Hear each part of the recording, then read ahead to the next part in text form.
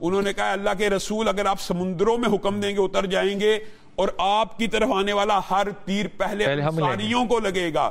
تو رسول اللہ صلی اللہ علیہ وسلم کا چہرہ کھلکھلا اٹھا اور رسول اللہ صلی اللہ علیہ وسلم جب دعا کے اوپر گر پڑے نا, اللہ کامیاب کرنا, اللہ یہ زمین کے اوپر چند لوگ رہ گئے, اگر یہ دنیا پہ نہیں رہے تو تیرا کوئی نام لیوا باقی نہیں رہے گا. تو حضرت ابوبکر نے کہا بس کر دیجیے, اللہ کا وعدہ پورا ہے, آپ اللہ کے رسول ہیں, آپ اتنا گڑ گڑاتے ہیں. اتنی اونچی ہاتھ اٹھا کے کر رہے تھے کہ بغلوں کی روشنی جو تھی وہ نظر آ رہی تھی. میں وقفہ لوں گا. السلام علیکم ورحمۃ اللہ وبرکاتہ. اللہم صلی علی محمد وعلی محمد. رب اشرح لی صدری ویسر لی امری واحلل عقدۃ من لسانی یفقہوا قولی. آمین. خواتین حضرات, آپ دیکھ رہے ہیں ہماری رمضان کی ٹرانسمیشن اور میں ہوں بلال کتب, اور آج کا موضوع بھی ہمارے مہمان بھی بہت ماشاء اللہ تعالیٰ ہمیشہ کی طرح بہت خوبصورت اور خوبصیرت ہیں, اور ہمارا موضوع بھی آج کا جو ہے وہ 17 رمضان کے مطابق ہے. لیکن سب سے پہلے میں اپنا سوال آج کا جو ہے وہ آپ کے سامنے رکھ دوں, جس کے لیے روح افزا کا ہیمپر جو ہے وہ ہمارے بچوں کو by the end of the programme جو ہے وہ ملے گا.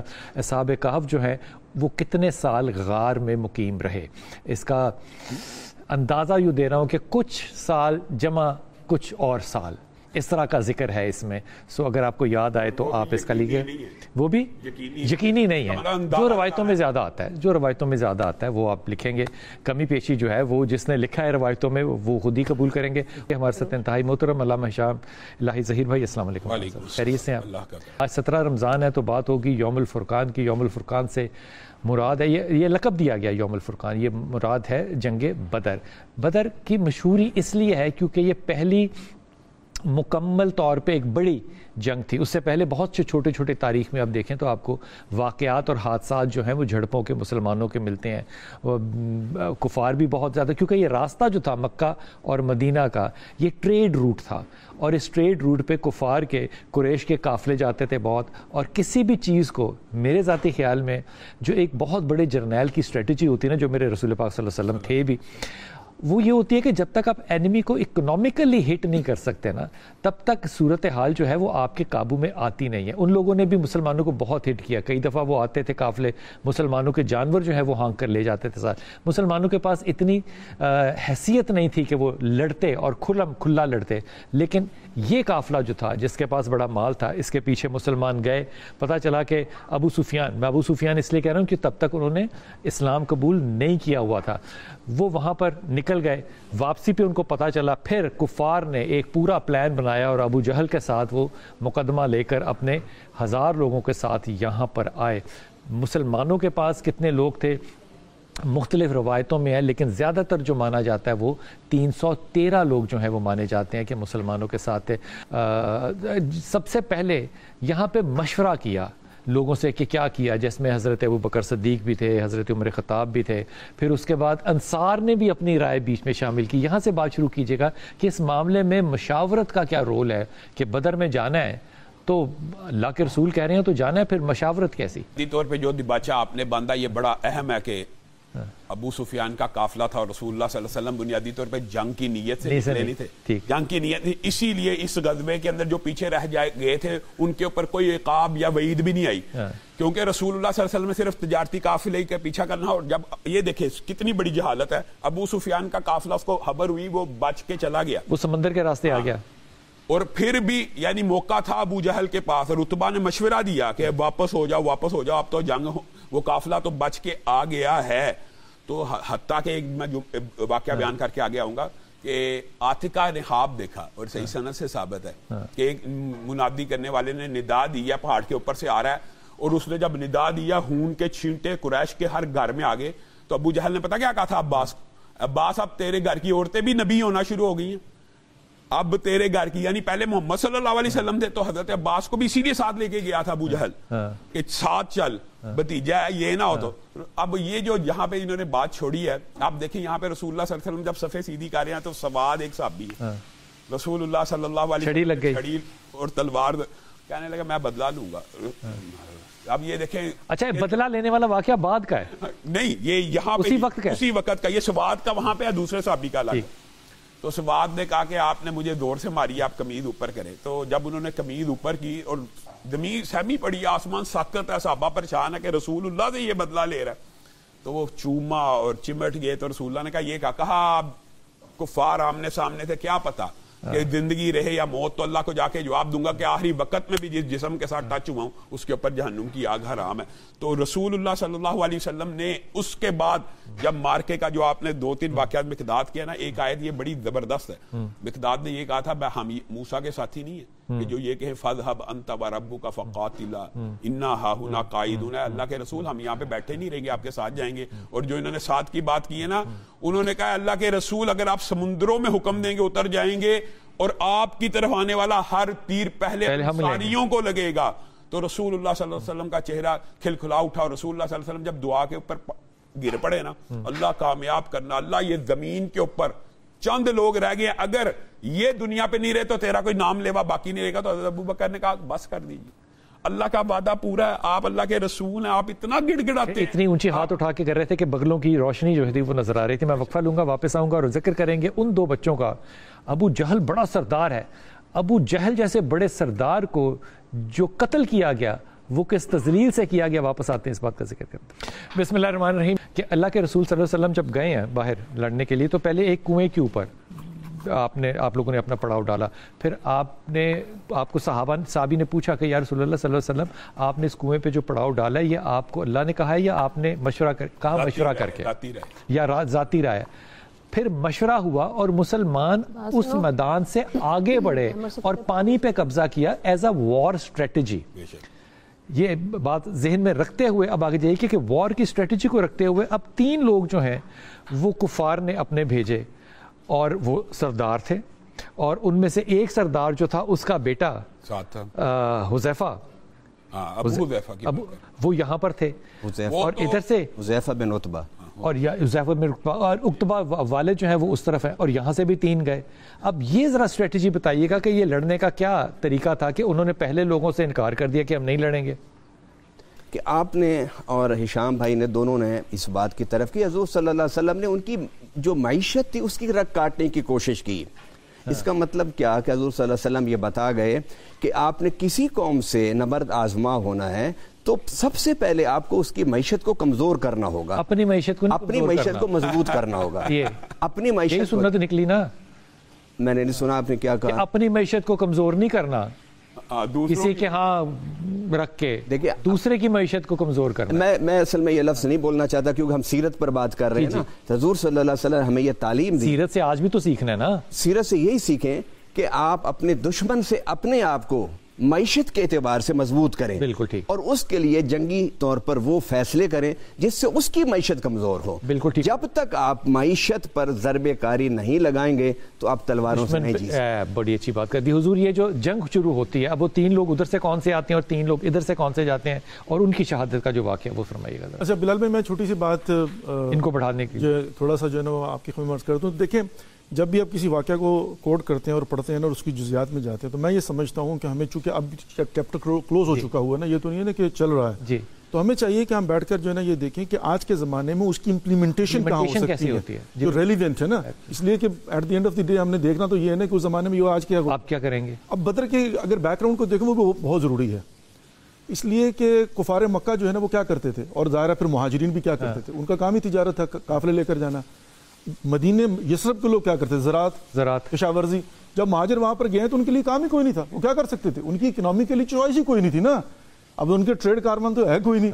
اچھا, اب جب انہوں نے دیکھا ہے تو یہاں پر یہ نہیں ہے کہ فقط اس پر کاری ضرب لگانی ہے, اپنے آپ کو بھی کوئی اور چوائس نظر نہیں آ رہی نا. تو اب تجارتی قافلہ ہے اس کو جو ہے نا وہ لوٹنا. لیکن آگے چلیں تو پھر یہاں پر 2 بریکٹس آتی ہیں, وہ کیا ہیں, ایک الہی نظریہ ہے اور ایک غیر الہی نظریہ ہے, کفار اور مشرکین کا. الہی نظریہ کیا ہے کہ اقتصاد وسیلہ ہے لیکن سب کچھ اقتصاد نہیں ہے, یہ بھی ذہن میں رکھیں. عزت اور آبرو بھی کچھ ہو گئی ہے, اس لیے جنگ کو بعد میں جاری رکھا گیا ہے. اور کفار کا نظریہ کیا ہے کہ کیا فرمایا تھا, کہا کہ میرا عزت اور شرف جو ہے نا یہ اونٹوں کی پشت پر اگر بچا کر لے گیا تو یہی میری عزت ہے.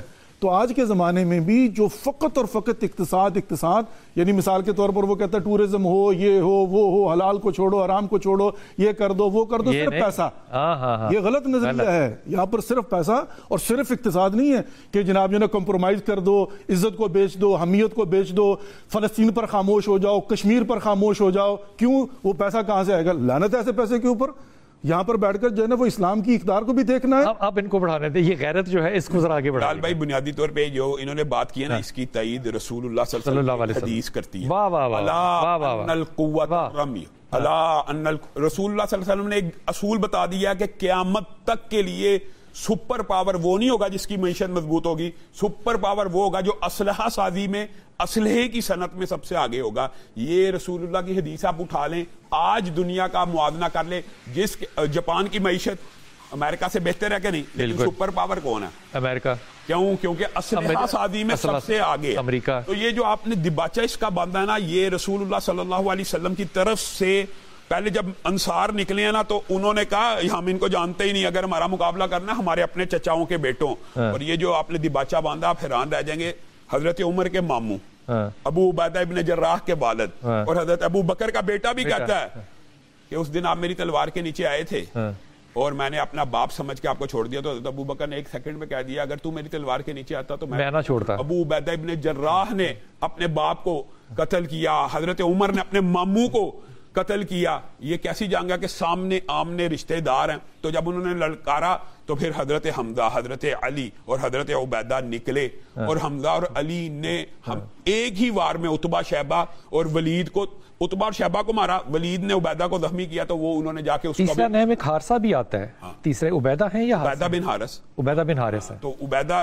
نکلے تو عتبہ اور شیبہ کو تو اس وقت قتل کر دیا گیا. تو ولید نے عبیدہ کے اوپر وار کیا تو حمزہ اور علی نے جا کے اس کو بھی قتل کر دیا. تو یہاں پہ حضرت علی ایک بات کہا کرتے تھے, کہا یہ جو قرآن کی آیت اتری ہے نا, ہاذانی خصمانی, یہ میرے حمزہ اور عبیدہ کے بارے میں سب سے پہلا فیصلہ جو قتل کا ہونا قیامت کے دن وہ یہاں پہ ہونا, جو بدر میں آمنے سامنے تھے. اور رسول اللہ صلی اللہ علیہ وسلم نے بدر سے ایک دن پہلے کہہ دیا, جب اللہ کی مدد آ گئی اور وہی آ گئی نا, وہی رسول اللہ جو دعائیں کر رہے ہیں پھر اپنے صحابہ کو ساتھ لے کے جا کے کہہ رہے ہیں یہاں پہ ابو جہل پڑا ہوگا, یہاں پہ عتبہ, یہاں پہ شیبہ, یہاں پہ ولید, یہاں پہ امیہ.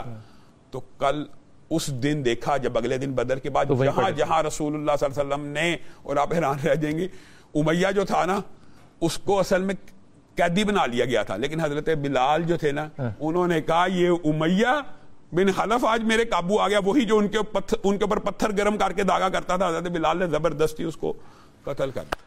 وقفہ لیتے ہیں, واپس آتے ہیں اور یہ گفتگو جو ہے وہ جاری رکھتے ہیں. وہاں پہ جو لوگ جو جہنم واصل ہوئے وہ تھے 70. ان 70 میں سے کوئی بھی شخص ایسا نہیں تھا جو کم نام کا ہو, وہ بہت بڑے بڑے نام تھے. اور ہر گھر کے اندر کیونکہ لاش پہنچی تو ان لوگوں کو یقین نہیں آیا تھا جبکہ خبر آئی کہ وہ لوگ ہار گئے ہیں. یہ اس جنگ کو خاص طور پہ اس طرح سے کیسے دیکھتے ہیں کہ بنیادی طور پہ یہ اللہ کی نصرت تھی, نہ اسلحہ برابر, نہ لوگ برابر, نہ کھانا برابر, کچھ برابر نہیں. آپ نے سوال اٹھایا اس کے بارے میں, تو علامہ اقبال نے کہا کافر ہے تو شمشیر پہ کرتا ہے بھروسہ, مومن ہے تو بے تیغ بھی لڑتا ہے سپاہی. کسی کے پاس تیر ہے تلوار نہیں ہے, تلوار ہے تو بچانے کے لیے ڈھال نہیں ہے. اسی لیے کہا فضائے بدر پیدا کر, فرشتے تیری نصرت کو اتر سکتے ہیں گردوں سے کتار اندر کتار. اب بھی قرآن پاک میں آتا ہے. یہ جو آپ نے بات کی نا یہ بڑی اہم ہے, اس کو محو کرنا. ایک صحابی نے کہا میں مارتا نہیں تھا تو اگلا مار جاتا تھا, تو رسول اللہ صلی اللہ علیہ وسلم نے کہا آسمان سے فرشتے آتے تھے.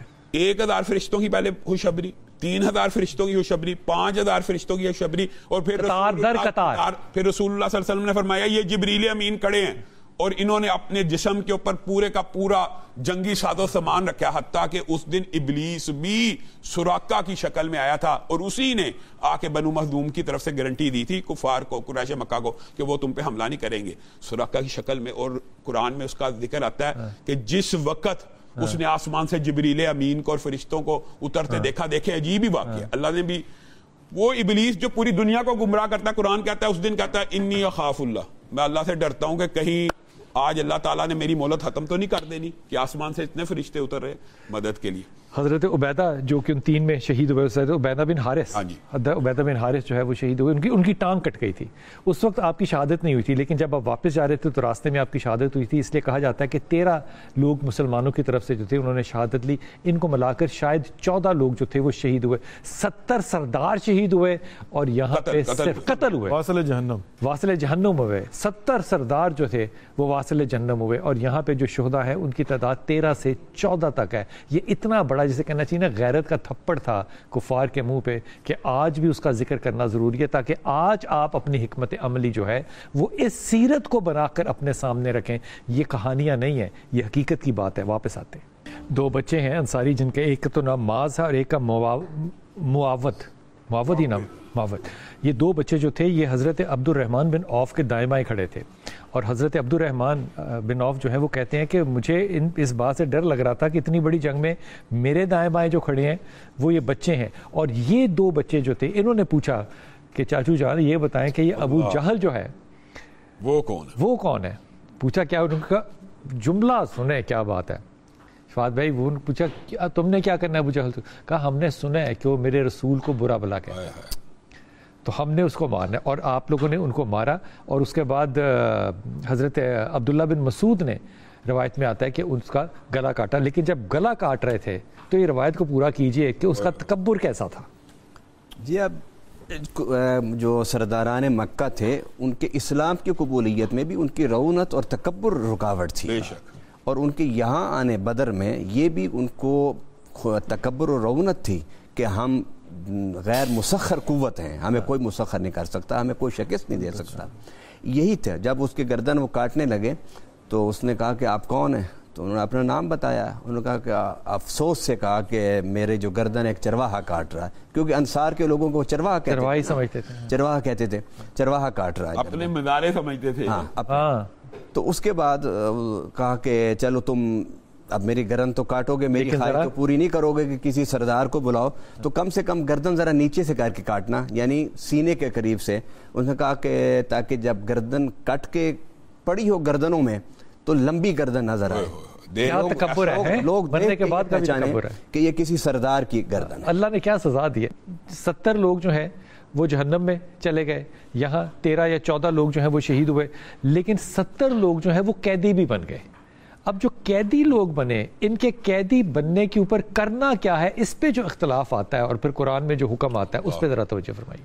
یہاں پر بھی جو ہے نا ہم دیکھتے ہیں کہ غلامی اور کنیزی اس زمانے کے اندر اگر چاہتے تو اسلام کیا کرتا ہے کہ ایک ہی دن میں حکم جاری ہوتا ہے, ایگزیکٹو آرڈر آج کے زمانے میں جیسے ہوتا ہے کہ دیٹس اٹ, آج کے بعد نہ کوئی غلام ہے نہ کوئی کنیز ہے, سب آزاد ہو.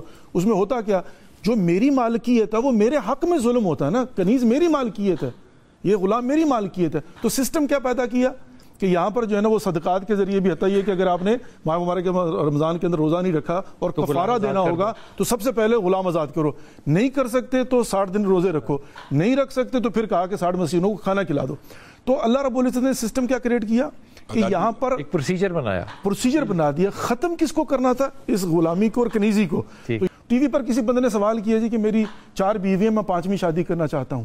وہ مفتی صاحب جو ہے نا ہاتھ جوڑ کے اللہ کا نام ہے, خدا کا نام ہے, یہ کہ بھائی تو کون ہوتا ہے, اسے سمپل سی بات بتا کہ 4 کی اجازت ہے, پہلی کو چھوڑ دے, عدت کے بعد 5ویں کر لے.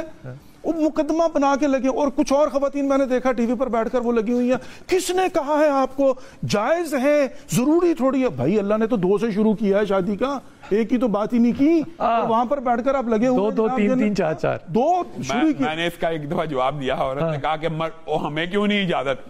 میں کہا آپ کو اجازت ہے, مسلمان عورتوں کے اوپر پابندی ہے.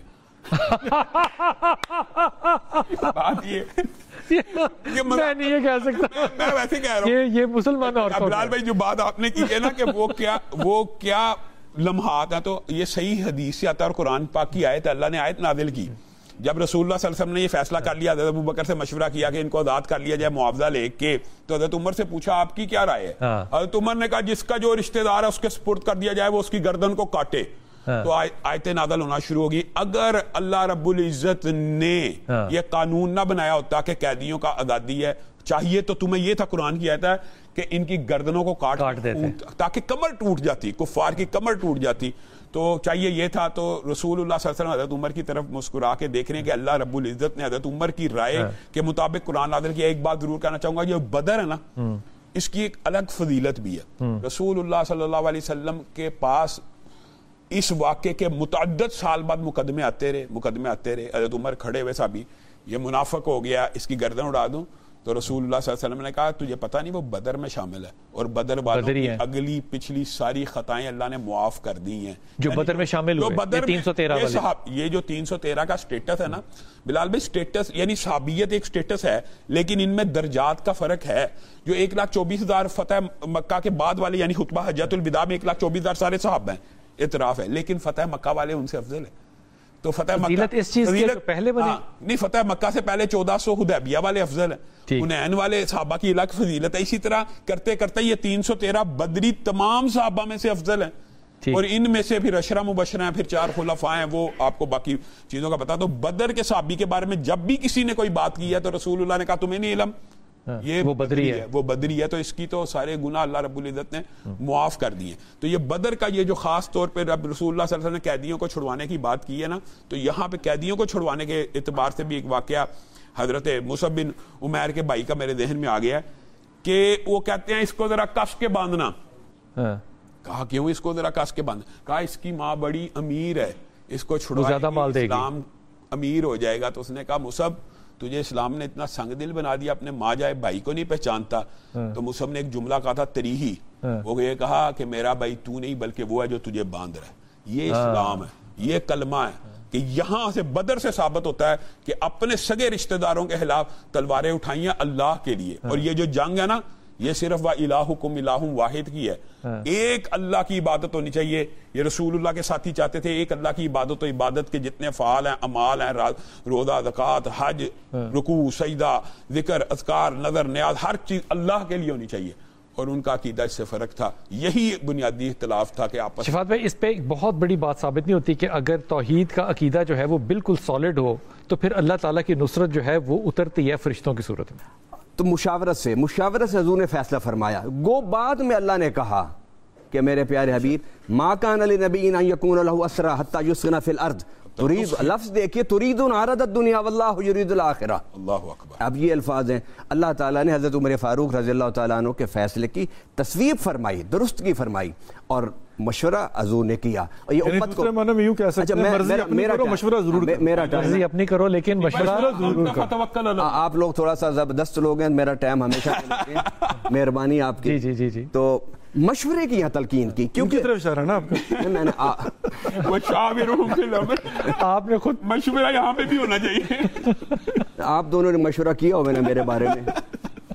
اپنا ٹائم بھی پورا لینا ہے اور ان کے ٹائم میں سے بھی کچھ لے لینا ہے. ہاں تو مزہ آتا ہے نا.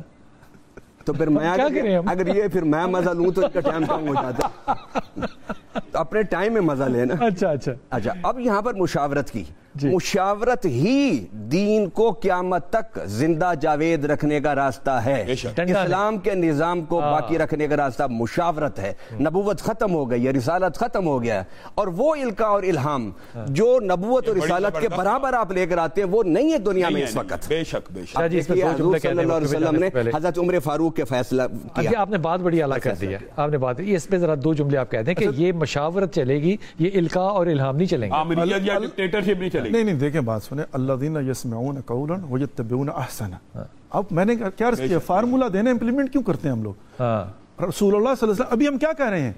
مشورہ کیا ہے، کیا ان کے مشورے پر عمل کیا ہے؟ مرضی اپنی اور اللہ کی اور اللہ کے رسول کی ہے. تو یہاں پر یہ کہنا ہے کہ مشورہ کرو، بھئی مشورہ کر لو ٹھیک ہے، لیکن at the end of the day پھر ہوگا تو وہی نا. آپ کہیں گے جی مشورہ کیا آپ نے اپنی مرضی کی ہے، تو پھر سنت رسول تو یہی ہے کہ مشورہ کرو لیکن مرضی اپنی کرو، جو اللہ سنو سب کی لیکن عمل اس پر کرو جو احسن ہے. نمبر 1. نمبر 2 میں صرف ایک چھوٹی سی بات عرض کرنا چاہتا ہوں، وہ یہ ہے وہ احسن تو نہ رہا نا جب رب نے کہا کہ عمر کی بات ٹھیک تھی، احسن وہی تھا، لیکن ایٹ دی اینڈ وہی تھی. ہاں تو وہی ہو گیا نا. لیکن at the end of the day میں یہ کہہ رہا ہوں کہ مشورہ کیا ہے، فیصلہ جو ہے نا وہ اپنی مرضی سے کیا. مشورے میں ظہیر بھائی متعدد آراء آتی ہیں، اس کے اندر حاکم کو اختیار ہوتا ہے ان میں سے ایک کو چن. اصل میں پرابلم کیا ہے، یہ ہوتی ہے نا کہ مشورہ دینے والا کہتا ہے کہ میں نے مشورہ کر دیا ہے تو اسی کو مانو. یہ بھی تو ڈکٹیٹرشپ ہے نا، یہی تو ڈکٹیٹرشپ ہے نا. وہ کہتا ہے میں نے کہہ دیا. اچھا اگلی بات جو ہے نا وہ کیا فارمولے کی بات، وہ یہ ہے کہ ما تأخر من ذنبہ وما تأخر. یہ جو بار بار کہا جاتا ہے، حتیٰ یہ کہ یہ بھی ایک روایت ملتی ہے کہ آخری جمعے کے اندر آپ نے 4 رکعت نماز پڑھ لی، ساری قضائے عمری آپ کی ختم ہو گئی. یا مثال کے طور پہ آپ نے اگر وقوف عرفہ کر لیا تو آپ کو گناہ معاف ہو گئے. اس بات کو ذہن میں رکھنا چاہیے، وہ مربوط ہے حقوق اللہ سے، حقوق العباد سے نہیں. حقوق العباد واپس دینے پڑنے ہیں. یا وہ دینے پڑیں گے یا قیامت کے دن جو ہے نا وہ نیکیاں دے کے جان چھڑانی پڑیں گی یا گناہ اس کے لے کے جان چھڑانی پڑے گی. مفلس ہے بلال بھائی, بندہ نیکیوں کے پہاڑ لے کے آئے گا, نیکیوں کے وہ بھی ختم ہو جائیں گے. یہ بات سمجھنا بہت ضروری ہے کہ اس کے پہلے گناہ بھی معاف, اس کے آئندہ, یعنی آئندہ اس نے قتل کر دیا معاف نہیں بھائی, نہیں ایسا نہیں ہوگا. حقوق اللہ معاف ہوئے ہیں, اور حقوق اللہ تو آپ صدقے سے کہیں استغفر اللہ ربی واتوب الیہ, تو خدا کیا کہتا ہے ویبدل اللہ سیئات بالحسنات. واپس آئیں گے تو حقوق اللہ کو بات پہ بات کریں گے.